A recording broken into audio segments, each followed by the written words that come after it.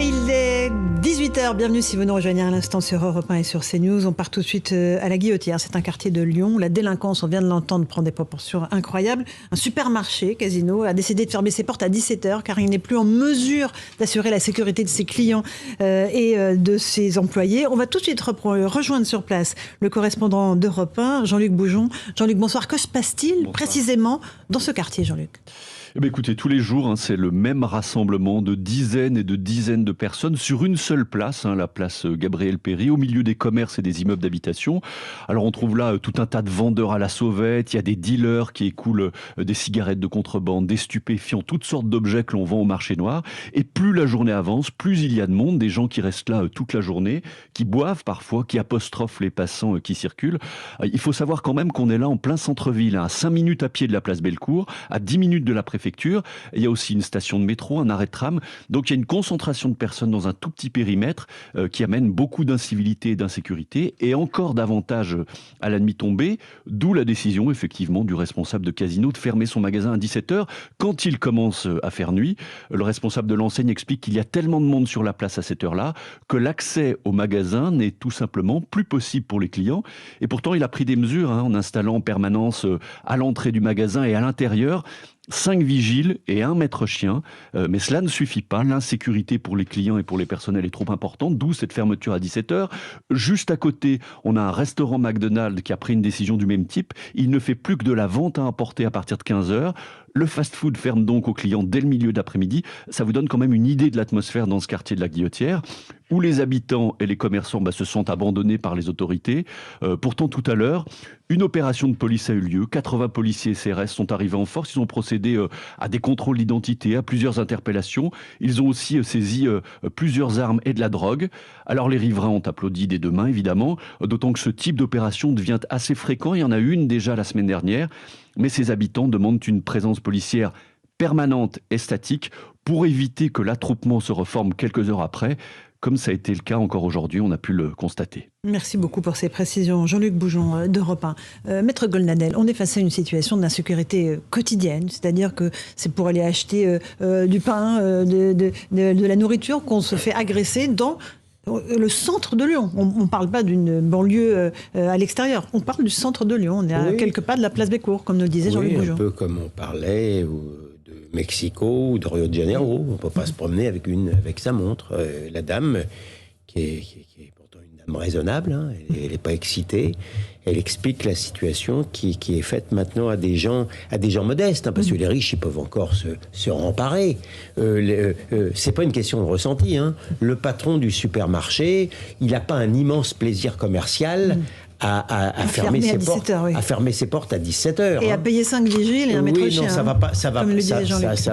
va pas l'enrichir.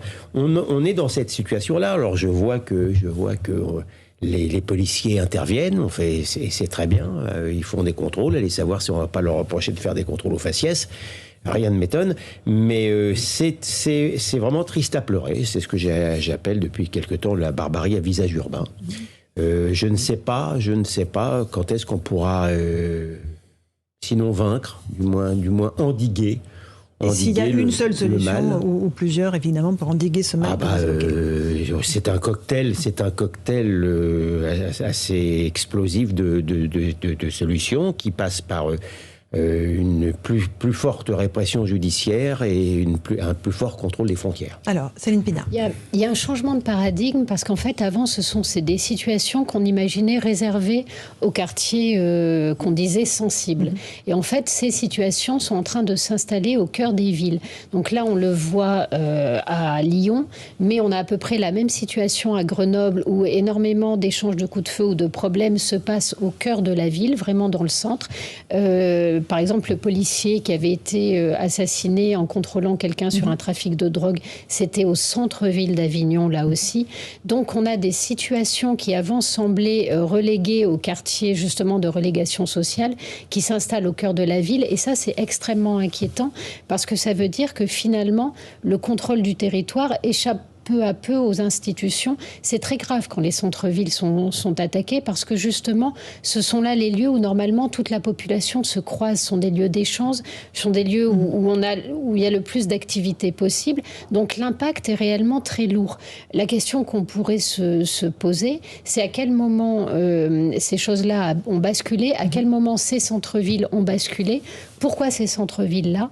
Et on a quand même énormément de questions à se poser en matière de gestion urbaine.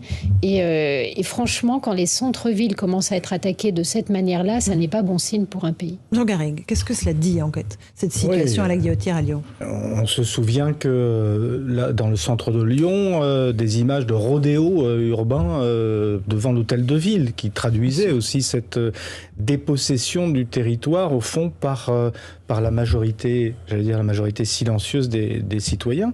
C'est une dépossession du territoire qu'on retrouve aussi de plus en plus, pour ajouter à ce tableau qui est sombre mais qui est réel, dans les petites villes, où on sait que de plus en plus des bandes se rencontrent, se tapent dessus, que se font aussi des rodéos, tout ce que vous voudrez, des mariages qui se terminent mal, comme à Poissy récemment. Le maire a essayé d'y réagir.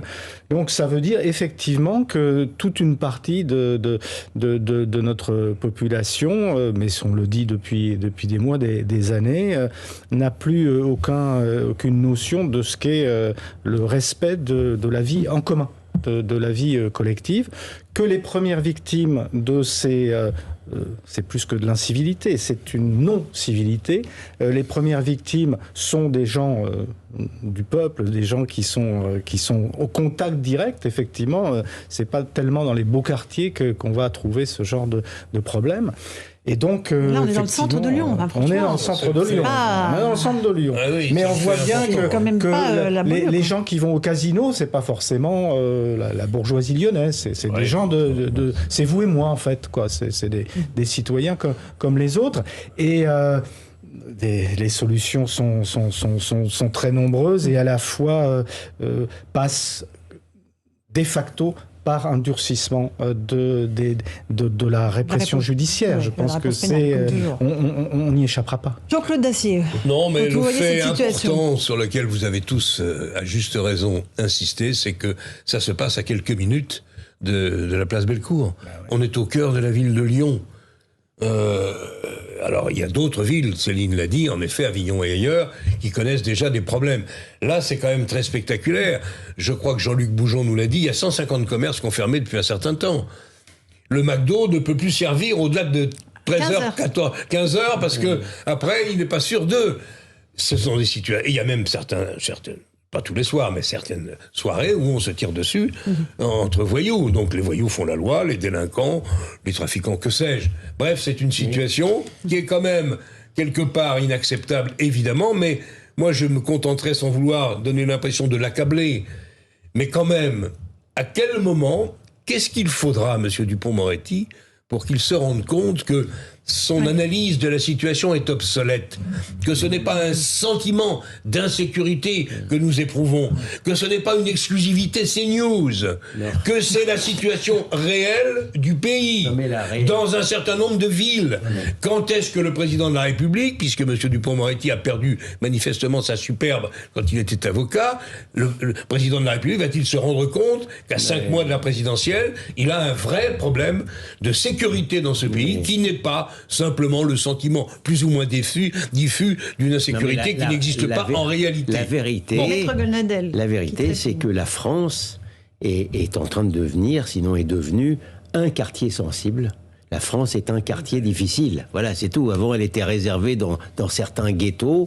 Et maintenant, un certain nombre de mesures, peut-être, et d'abord la reconnaissance de la dégradation et de ce qui se passe réellement, et pas du sentiment qu'on veut du mal à personne. On constate simplement ce qui se passe. Alors, Maître Grenadel. Au-delà des hautes sphères, les Français le savent maintenant. C'est pour ça qu'il faut faire attention quand on fait de la politique. Quand vous dites que c'est une exclusivité CNews, pardon, mais non, j'ai dit le contraire. Non, mais je veux dire, tout le monde sait cela.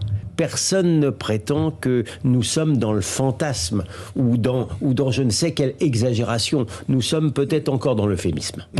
Dans l'euphémisme. Oui. C'est-à-dire qu'on ne vous décrit pas la réalité comme elle l'est véritablement? Moi je pense que non, mais si on la décrivait comme elle l'est, nous ferions comme ce qui se passe constamment sur les réseaux sociaux.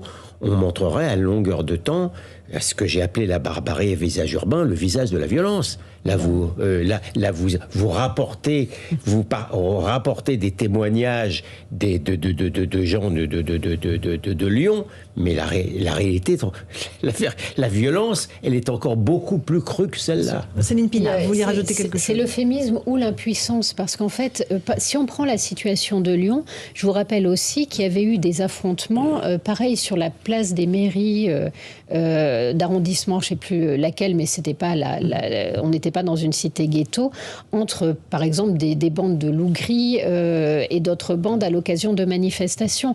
Lyon, c'est une ville qui depuis quelque temps connaît ce type de phénomène. Là où on peut être étonné, c'est de se dire pourquoi est-ce que ça n'appelle aucune réaction forte? Pourquoi est-ce que les maires ne s'expriment pas là-dessus?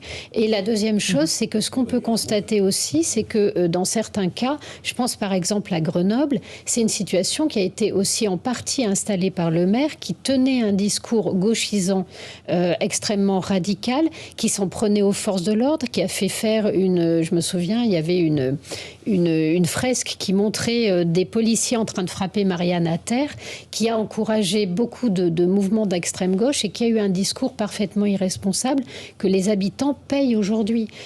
Donc il y a aussi en partie parfois un refus des politiques de se colter aux questions de sécurité qui a donné aussi ces dérives-là. Alors Jean Garrigue. Oui, en l'espèce, nous sommes à Lyon. Oui, en plus. Nous sommes à Lyon, dans une ville qui a été gagnée par l'Europe Écologie Les Verts, si je ne m'abuse, aux dernières municipales. Et on peut imaginer et on s'en est aperçu à travers un certain nombre de déclarations du maire, que précisément on est là en présence, d'une volonté ou d'une non-volonté de prendre à bras-le-corps un certain nombre de questions. Mais honnêtement, la sécurité à Lyon, elle ne date pas du maire actuel. Elle date de dizaines d'années. Je pense que ça n'arrange pas les choses, parce que vous avez là une gestion de la ville qui a tendance à minimiser ce type de problème. Et à ne pas, par exemple, c'est une famille politique qui n'a jamais été très favorable aux caméras, à la vidéosurveillance, police avait renoncé à la vidéosurveillance. Donc il y a aussi, mais ça n'explique pas tout. Je discutais il n'y a pas très longtemps avec un responsable des pompiers de la ville de Nantes, qui est dirigée par une maire, par ailleurs, qui a beaucoup de qualité, Johanna Roland, et qui me disait que la consigne donnée par la mairie de Nantes, c'était de minimiser les problèmes d'insécurité qui pouvaient se faire jour. Et notamment le fait que lorsque vous promenez sur les quais de la Loire à Nantes, eh bien, à partir de 11h du soir, il vaut mieux pas venir avec votre petit ami ou avec des gens que vous vouliez protéger, parce que vous êtes en danger. Et ça, si vous voulez, ça fait partie aussi de cette irruption de l'insécurité. On fait une petite pause. Je vous passe la parole dans un instant. On partira à Villeurbanne, où là, les policiers sont agressés. Marseille également. On entendra les syndicats de policiers. À tout de suite.